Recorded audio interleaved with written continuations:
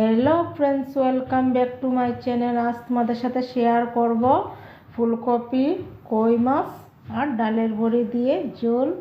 দেখেন, প্রথমে মাছগুলো কেটে ভালোভাবে ধুয়ে নিলাম, ভেজে নিলাম। আর এদিকে ফুলকপিগুলো অল্প ভেজে নেব হলুদ নুন দিয়ে। ভাজা হয়ে গেল, দেখেন নামিয়ে দিলাম। ওই তেলের মধ্যে ডালের বড়িগুলো ভেজে নেব। আবার অল্প তেল দিয়ে গোটা জিরা তেজপাতা ফোড়ন দিয়ে আলুগুলো ভেজে নিব পরিমাণ মতো নুন হলুদ দিয়ে। এখন দেখেন, আদা কাঁচা লঙ্কা বাটা দিয়ে দিলাম, হলুদ জিরে ধনে আর ফ্ল্যাট এসে লাল লঙ্কার গুঁড়ো দিয়ে দিলাম। মশলাগুলো কষিয়ে নেব।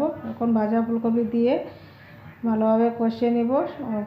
অল্প পরিমাণ লবণ দিয়ে দেবো, কারণ আগে তো লবণ দিয়ে দিচ্ছি ভাজাতে, তাই কষানো হয়ে গেল। পরিমাণ মতো জল দিয়ে কই মাছটা দিয়ে দিলাম আর উপরে ডালের বড়িটা দিয়ে দিব। দিয়ে এখন গরম মশলা দিয়ে